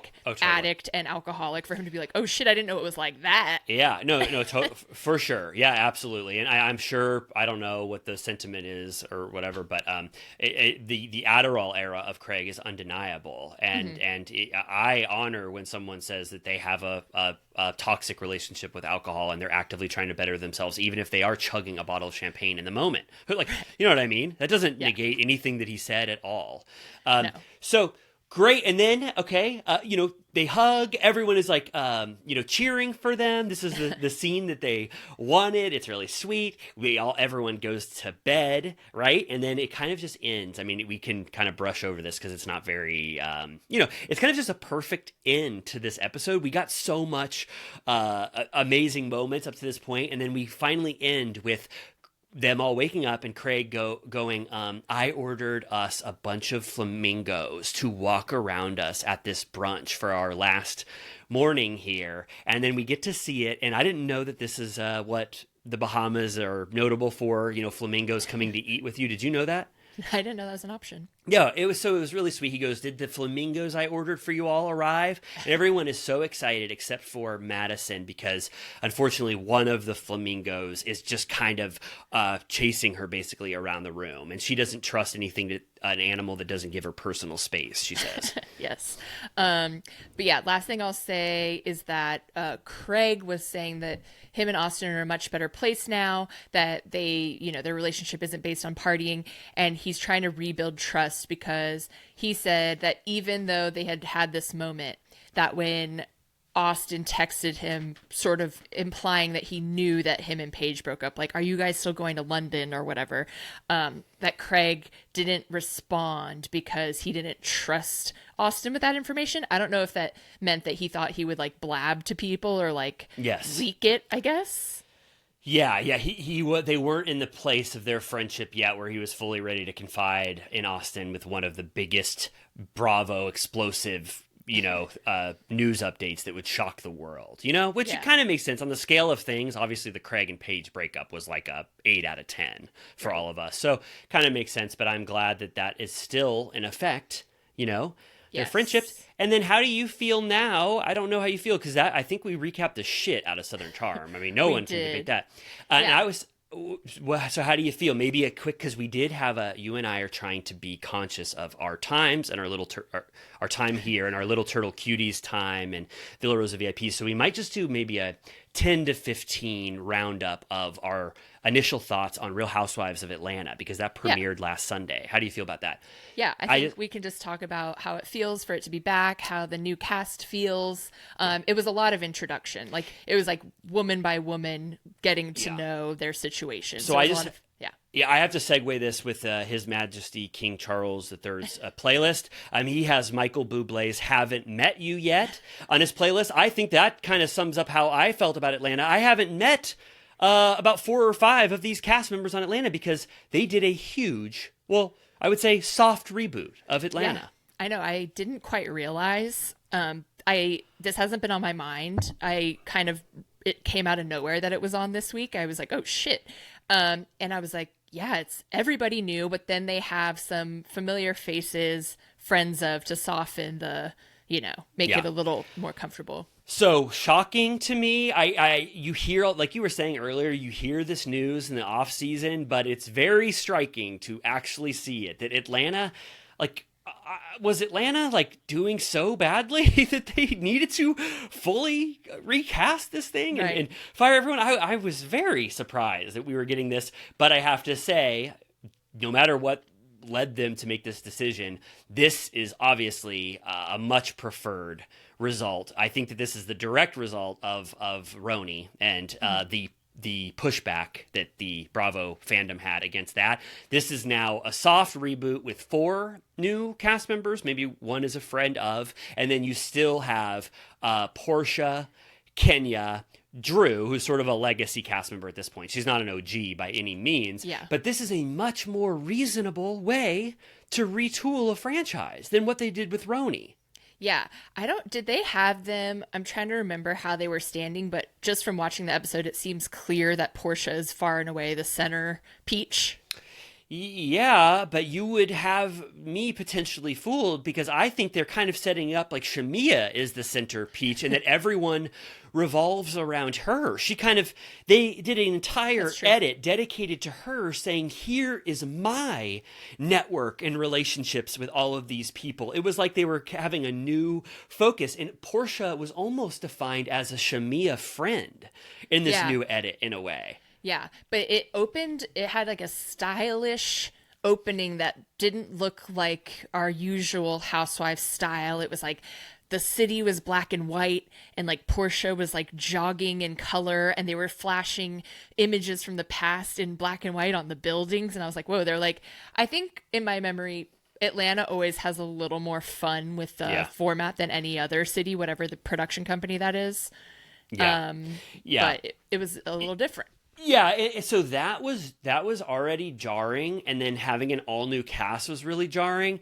They kind of made almost too big of a statement about this shift in Atlanta, to where I would have actually preferred them to maintain the editing style of Atlanta to make us feel more comfortable, and then introduce the cast in a more traditional way, and maybe have Portia. I don't know what Portia's involvement is going to be as the show goes on, but I would have rather had Portia be set up as the OG that was coming back, and then she brings Shamia into the universe and talks about maybe her relationship with everyone, because this was a lot of change all at once, almost like a brand new show, which it almost is. It felt like a different network. It felt like a glossy, different vibe. It could almost not be called the Real Housewives. It could be something else. Yeah. But, overall thoughts, if we're getting to the just the crux of everything, I found this to be pretty funny, enjoyable. I mean, it was shocking, obviously, all of the changes, and I instantly had to feel I was so, all of a sudden astounded that Marlo was fired, that Sonia was fired. I felt bad for her that Drew is maybe the only one, that Candy is gone. I felt bad for everyone, but actually in the moment, we'll see how it goes. But I found all of the new cast members to be pretty enjoyable. I liked almost everyone. I thought Kelly was interesting. I thought Britt was pretty fun. Who was the possibly Charles Oakley? Yes. Angela? Yes. Yeah, the new cast was pretty good. I mean, normally if you're meeting a new cast, I mean, it could go so badly if you're introducing, because a lot of friend ofs that get introduced, it's sometimes really they don't mesh well or they're not great. But I actually found all of the casting decisions to be pretty good. Yeah, and I know that Shamia's been around for a long time. We've seen her as a friend of, but she is really going for it personality-wise and is more of a character than I recalled before. Yeah, I almost felt, she, you can feel that getting the peach is it kind of, everyone wants to adapt their personality to be as fun as they can, and I felt like Shamia was definitely the pressure is on me now. I am going to show the world that I am ready to take center stage potentially on this show. Yeah, and she's, I'll just say it, richer than I ever knew. Yes, HVAC empire. I love that. I love when it's someone's rich for the most boring, unglamorous reason. HVAC is air, bringing in good quality air into huge into huge, right, into like airports and stuff like that. Yeah, you can have HVAC in your house. Oh, right, but he specifically he has big contracts. Yeah. So new cast members, they have a huge problem with what they are going to do with Kenya, because we knew this, and this is one of those things that comes out in the off season. One of these cast members, I think, quite possibly has photos of them on the internet, of them, not fully clothed, I think is my reading of this. And Kenya, unfortunately, at an event, blew up big photos of them for everyone to witness, which sounds kind of shocking, obviously. Yeah. And that was given the, which, as is their right, the revenge porn. They accused Kenya of revenge porn, which is very true. How those images were obtained in any context, blowing them up for the cast to see is horrible. And it sounds like Kenya was fired halfway through. She was supposed to be a peach. Still. Yes. Yeah. So Portia, Kenya, and Drew would have given us a lot more of an established Atlanta aesthetic, but then now they lost Kenya. I think, we're going to see this play out in real time. And then Phaedra, because now Candy is no longer there, Phaedra was brought in halfway through to replace Kenya, and they're giving Kenya kind of a friend of edit. I'm almost positive that Kenya would have been more a part of this premiere and got scenes at home and everything, but I think they're purposefully cutting down her scenes now to get us ready for the fact that she's going to be fired halfway through. Yeah, I was shocked. Like when she visits, does she visit Shamia? Yes. I was like, oh shit, I forgot about all of that. Like it came like rushing back. I was like, I didn't even know she was going to be on here. But yeah, and then it gets like Drew and her divorce. Almost all of these women are getting divorced, so that's a common thread. And Drew is still dealing with Ralph. And the new drama is going to be that she's making music with Portia's, the father of her kid, that guy Dennis, who I forgot about, frankly. Yeah, yep. Portia's ex and father of Portia's child, Dennis, now I guess makes music, or he always had an affinity for music. There's a part where Kenya asks why didn't he help with Portia's music career, and they play this song that I didn't know Portia wrote. Flatline. Oh right, yeah. But Drew is working with Dennis, and also I really like Drew. I think I've come around like fully. Like I enjoy Drew's presence. Also, she has it stipulated in her divorce that Ralph has to live in the basement completely. He has his own separate entrance, and you can hear him talking from the stairwell. He's in his own room in the basement. He has his own entrance, and she has to leave the house. I forget what the schedule is so that he can take over and get out of the basement and have his custody. But then if the kids want to visit him, they have to go down the stairs into Ralph's basement. Yeah, and they communicate through some app that I didn't know existed that like the judge can oversee so that their communications stay above board, or if they go off the rails that the judge can judge them. And she says, the judge is just watching it all. And she said that Ralph gets kind of petty in the app that the judge can see. And she went so badly to give him a middle finger emoji, but she never does, because then the judge would be like, he's your honor. The little gavel emoji. He'd be like, I object to what you wrote, because that's probably what they do. It's a voice note. Yeah. So Objection. Yeah, he's allowed to say objection whenever he wants in that chat. I don't know how those work, but and then another thing, so we have a lot of just getting to know everybody. So that makes sense in the premiere. And then the Dennis thing is obviously going to come to a head between Drew and Portia, and also Kelly wanted to take a bite out of the peach and have a moment where she chastises Portia for her and Simon's relationship, where she knew Simon and his ex, and there was only about 18 days between when the world found out that Simon had divorced or separated from his ex, and that Portia and him had gotten engaged. So Kelly is kind of like a viewer who comes in, who's been reading stories about Portia, and she wants to, for a moment, and to create conflict, go at Portia for this news that she knows. And Portia kind of, in a way, hands her ass back to her and says, I don't know you at all. I have no clue who you are. You haven't even said, how are you? Nice to meet you. and you're already saying stuff that you read about in blogs, and that's kind of where the episode ends, in this room, and they bring the Drew Dennis stuff to a head, and also Portia kind of having an early feud with Kelly.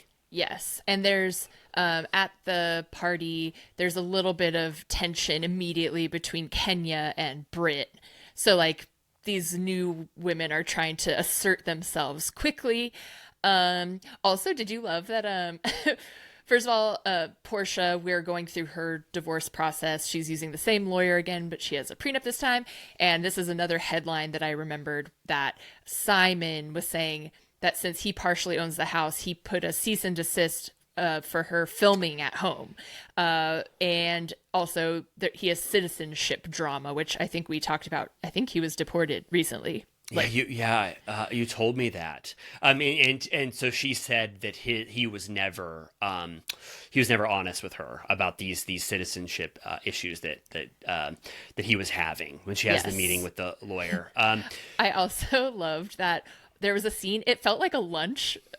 Portia and Shamia like go to a strip club, and I'm like, I know we've been to strip clubs, but like they just used it as if they were like having dinner together. Yeah. It was like it wasn't a party scene. It was like they got lunch at a strip club. Yeah, it was kind of fun. They were just like throwing dollars at the person, everything, and just kind of downloading each other on what has happened so far on the show. Yeah, and it was a little bit of a Kyle PK thing, because it turned out that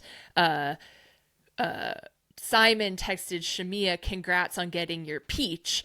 And Portia's like, "Why are you like texting with him and calling him bro? Like, he's not trustworthy. Like, I don't like that." Yeah.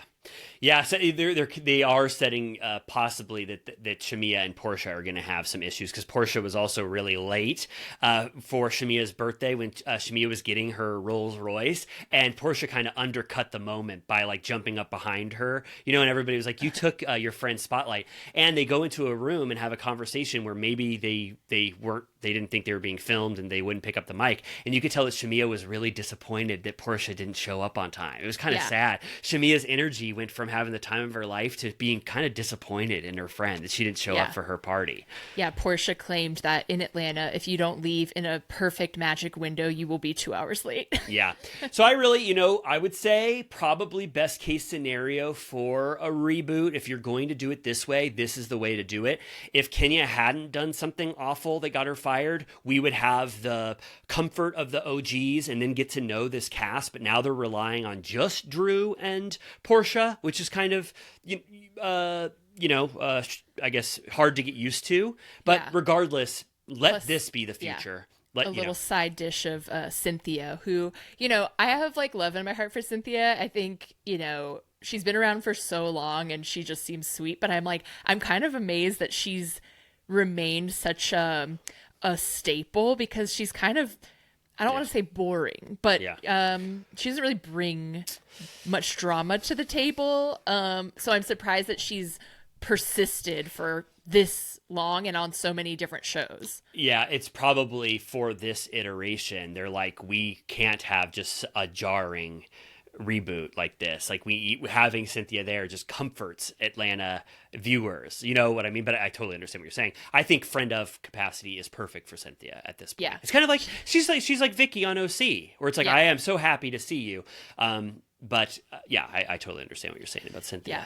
She was on Jeff Lewis and they asked her if she was going to do Traitors, and she was like, "They haven't asked me yet." And I'm like, oh my God, Cynthia on Traitors. That'd be funny. Yeah, that'd be great. So, I have hope for this. It was like you said, I was getting acquainted with everybody. There's a lot to take in with a bunch of new cast members, but I'm pretty, I have like first impressions where I'm like, I kind of like, I usually have an aversion to someone pretty quickly if they seem like they're lame or something, but I felt like they did a pretty good job with all of this casting, and we'll see, how it goes. But it sounds like the Dennis stuff, it was kind of a cliffhanger about Portia, Dennis, and Drew. That situation is going to be what we talk about next. Yeah. Great. All right. Well, I think that you and people just give us credit. We recapped Southern Charm. We talked about the high-level stuff about Atlanta. Did we do the Turtle Time mission, which is to recap Bravo shows? I think so. It's it's a tough crown. Heavy is the crown that King Charles knows all too well. I think you're exactly right, and people have this kind of stuffy image of King Charles. You know, there's a pin on his desk, and he starts growling at them or whatever. But him in the Buckingham Palace, and just listening to some of his favorite songs, like "The Locomotion" by Kylie Minogue, you get to see him in a completely different light. So the Heavy, he can put the crown down for about 2 hours and listen to some of his favorite music. Congrats, Charles. Congrats, King Charles III. You are amazing. And so let's say at the end of this Turtle Time, I hope you enjoyed it. I actually had so much fun talking about Southern Charm again. And Atlanta, you know, wasn't worst case scenario, a full reboot. There was some fun there. I thought it was a great premiere.